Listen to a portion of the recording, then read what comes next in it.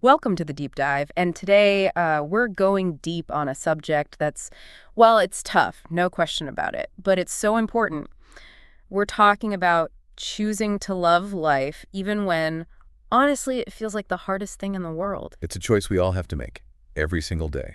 And we're lucky to have an incredible guide for this deep dive, Andy Grant's book, Still Here, How to Succeed in Life After Failing at Suicide. Powerful title. Right. And it's even more powerful when you realize Andy's not just an author. He's a suicide attempt survivor who's dedicated his life to helping others find their way back from that darkness. Find a way to see the light again. And he does it by being real, Yeah. by not shying away from the hard stuff. Like right off the bat, he hits you with some really alarming statistics about suicide. You're not kidding. Globally, more people die from suicide each year than from war and homicide combined. It's a massive global issue. Huge, yeah. A stark reminder that we're not alone in these struggles. And the numbers they're just staggering. He shares that 22 U.S. veterans, 22, die by suicide every single day. Every single day. And globally, it's even more frequent, one suicide every 40 seconds. Hard to wrap your head around, isn't it? Absolutely. It's hard to even process. He makes the point that with numbers that big, chances are almost everyone listening has probably been touched by suicide in some way. Yeah. A family member, a friend, a colleague. Or even just hearing about it on the news. It's all around us. Which makes it even more important to understand this issue, not just the statistics, but the why behind them. Why does this happen? Why do people reach that point? And that's exactly what Andy dives into. He calls suicide attempts, get this, he calls them cries for love. Cries for love. Wow, that's a powerful way to look at it. It really shifts your perspective. It does. Instead of seeing it as, well, I think a lot of people would see it as a self-tract. Right. But he's saying it's not. It's a cry for help. It's a desperate attempt to connect. Yeah. Like they're saying, I just can't bear this pain alone anymore. I need someone to see me, someone to love me. It's a plea for connection. Yeah. And I think that's such an important message because it makes you realize these aren't just numbers, these are people. Exactly. Real people who are hurting. And that's why he stresses how crucial it is to take those cries for help seriously, not just to brush them off or judge them, but to respond with compassion and understanding. Reach out, offer support, show them they're not alone. So how do we move from that place of darkness, that place of feeling so alone, towards loving life, towards actually choosing to live? Because that's what it is, right? A choice. It is a choice. And in his book, Andy lays out 6 keys to help us make that choice. 6 keys to loving your life. It's not about instant happiness. He's very clear about that. It's about creating a more fulfilling life, a life worth living. A life where you can actually feel joy again. And he starts with choice and awareness, 2 really powerful concepts. So, starting with choice, what does he mean by that? Because sometimes when you're in that dark place, it doesn't feel like there is a choice. It can feel that way, absolutely. Yeah. But Andy reminds us that we actually have more control than we realize, even when it doesn't feel like it. Really? We have the power to choose our thoughts, our feelings, and ultimately our actions. So even in the darkest moments, there's always a choice. Always. It might be a tiny choice, a seemingly insignificant choice, but it's still a choice. And those small choices can add up to big changes. It's easy to feel trapped by negativity. I think we've all been there. Oh, absolutely. But even in those moments, we have the power to choose something different. He calls it pivoting. Pivoting. Yeah, like imagine you're staring at a painting, and it's a really dark, gloomy painting. You don't have to keep looking at the same spot. You can choose to look at a different part of the painting, even if the whole picture isn't exactly pretty. So you're not denying the darkness is there, you're just choosing to focus on something else. Exactly. You're consciously shifting your focus, even if it's just a tiny shift. And that's where awareness comes in. Awareness. Andy talks about becoming aware of those sneaky little thought patterns he calls ANTs, automatic negative thoughts. ANTs. I like They're that. like those annoying commercials that keep popping up when you're trying to watch something online, Yeah. Except they're in your head. Oh, yeah, I can definitely relate to that. Always at the worst time. Right. You're trying to enjoy something and bam, there's that negative thought, that self-doubt, that fear. But here's the thing. You don't have to give them all your attention. You can choose to hit the skip ad button. So you're not trying to pretend those negative thoughts aren't there. You're just choosing not to let them control you. Exactly. You become aware of them, you acknowledge them, but you don't have to let them dictate how you feel. You can choose to focus on something else. So the first 2 keys, choice and awareness, they're all about recognizing that we have more power than we think. We're not just victims of our circumstances. We're not just puppets of our emotions. We have the power to choose. And once we realize that, once we become aware of the choices we're making, that's when we can start to make different choices, right? Choices that lead us towards a life we actually want to live. Exactly. Back to the deep dive, everyone. We're digging into Andy Grant's 6 keys to loving life, even when, life throws you a real curveball. And we've talked about 3 so far.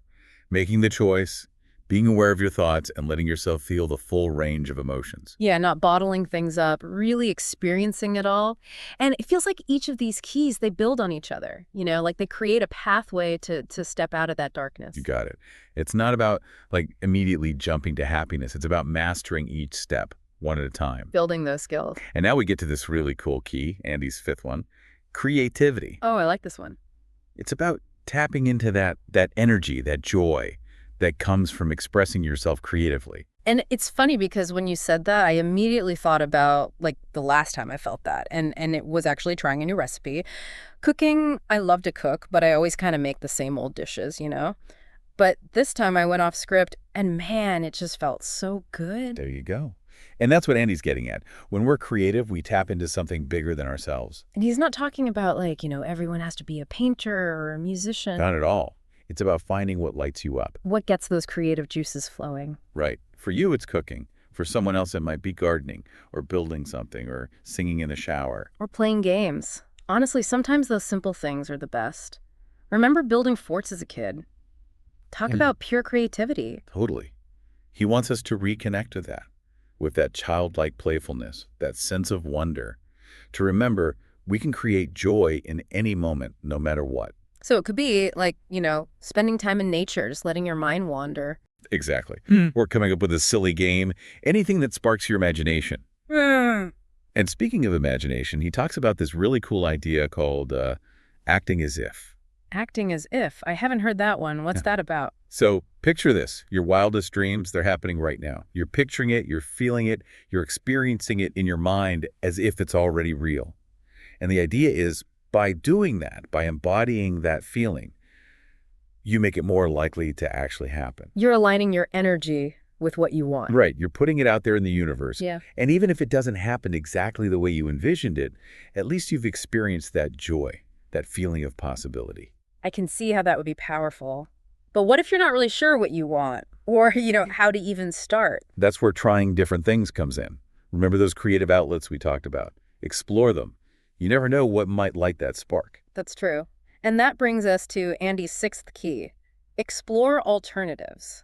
This is where it gets really interesting, right? Yeah, he takes us beyond, what you typically hear from doctors, Yeah, he talks about therapies and practices that are, a little outside the box. A little bit out there, for sure. But that's the point, right? Being open to possibilities, even the ones that seem a little strange at first. Like what kind of things? Give us some examples. Well, he talks about nutrition response testing, energy work, and some ancient healing traditions like Ho'oponopono. Have you heard of that one? I have not, no. I'm definitely intrigued, though. It's all about taking responsibility for your reality and using forgiveness and reconciliation to heal yourself. Okay, now you're really piquing my curiosity. Can you break some of this down, for someone who, isn't really familiar with this stuff? Sure, let's start with NRT, nutrition response testing. Think of your body like a finely tuned instrument. Sometimes it gets out of whack, right? Yeah? Well, NRT is like a detective for your body. It uses muscle testing to figure out if you have food sensitivities or nutritional deficiencies that could be throwing things off. So it's about finding those hidden imbalances. Exactly. It's about getting to the root of the problem, not just treating the symptoms. And then there's NMT, neuromodulation technique. Okay, I'm writing this down. NMT. It's based on the idea that our bodies are these incredible self-healing machines. But sometimes, there are blocks or glitches in the system that prevent us from healing fully. Like our bodies are computers that need a reboot. Exactly.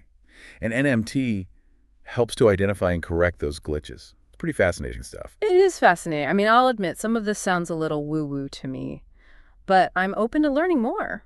And, Andy acknowledges that. He's not saying, throw out your meds and go hug a tree or anything. He's just encouraging us to be open-minded. If traditional therapies are working for you, great. Keep doing what works. But if you're still searching for answers, don't be afraid to explore. What else does he suggest? Well, he shares his personal experience with affirmations. He used to think they were kind of cheesy, but he decided to give them a shot. And he found that using them consistently actually shifted his thinking. I've heard of affirmations, but I don't know. I've always been a little skeptical. Do they really work? Well, Andy's a big believer. He's even written a couple of books on the topic. Wow, okay, so he's really into this. Oh, yeah. He also talks about the power of EFT, also known as tapping. It's a technique that combines acupressure with positive affirmations. So you're literally tapping on these specific points on your body while you're saying these positive statements. And it's supposed to help clear emotional blocks. So you're like tapping away those negative feelings? Exactly. And replacing them with positive ones. Yeah. It's worth a try, right? At this point, I'm willing to try anything. That's the spirit. Yeah. He also talks about starting a gratitude journal. It might seem simple, but it's powerful. There's a lot of research showing that gratitude can actually boost your happiness. Yeah, focusing on what you're grateful for instead of what you're lacking makes sense. Right. And then he goes even deeper, talking about things like Reiki and Qigong.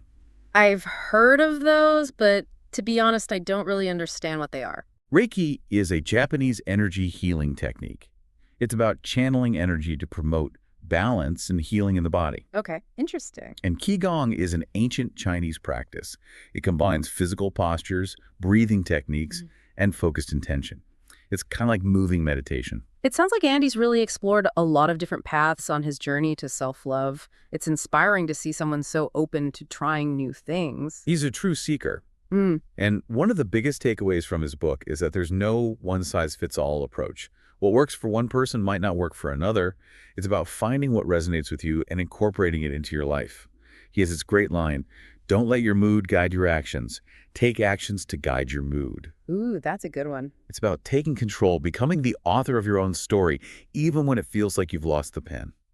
We were talking about all these alternative therapies, and it's a lot to take in, but there's one chapter that really stuck with me, and it's about something so simple, so basic. It's about trying. Yeah, that's a powerful chapter. It really makes you think about what that word even means. Because we use it all the time, right? I'm trying to eat healthier, I'm trying to be more patient, but it almost feels like a cop-out sometimes. It totally is. It's like a built-in excuse. If you're just trying, then it's okay if you don't actually succeed. You're not really committing. Right. And Andy actually quotes Yoda in this chapter. Yeah. Do or do not. There is no try. Love that quote. So he suggests this really simple shift in language. Instead of saying, I'll try, say, I'll do my best. It's subtle, but I can see how it would make a difference. Like trying implies struggle, maybe even failure. Yeah, like you're already setting yourself up for not quite getting there. Yeah. But doing your best, that feels more empowering. It's like you're taking ownership.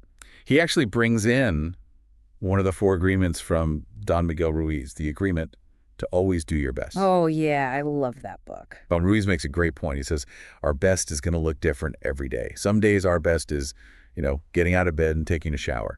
Other days it's running a marathon. It's about meeting yourself where you're at. Exactly. And not beating yourself up if you don't achieve some arbitrary level of perfection. So it's really about showing up and putting in the effort, whatever that looks like for you in that moment. And trusting that action, any action, is always rewarded. Even if we, mess up or don't quite reach our goals, just the act of doing something creates positive momentum. So it's like that saying, a journey of 1,000 miles begins with a single step. Exactly. And it all comes back to those keys we talked about earlier. Choice, awareness, feeling fully. It's all connected. It's a process. And, one of the things that makes Andy's story so powerful is that he doesn't pretend to have it all figured out.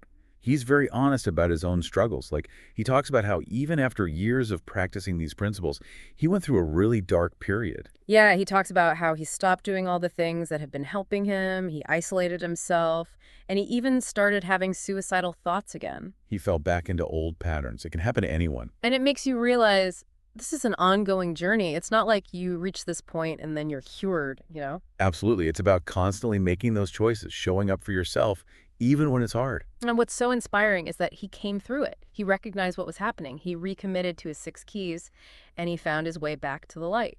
It's proof that no matter how dark things get, there's always a way back. It's really powerful. And he ends the book with this amazing line, "You can't unlearn what you know." even when we stumble, those tools are still there for us. They're always there, waiting for us to pick them up and use them. It's like building a muscle. The more we practice choosing love, choosing life, the stronger we become. And the more resilient we become. So, we've covered a lot in this deep dive. A lot of ground, for sure. But if there's one thing I hope people take away from Andy Grant's Still Here, it's that you are not alone. No matter how dark things may seem, there is always hope.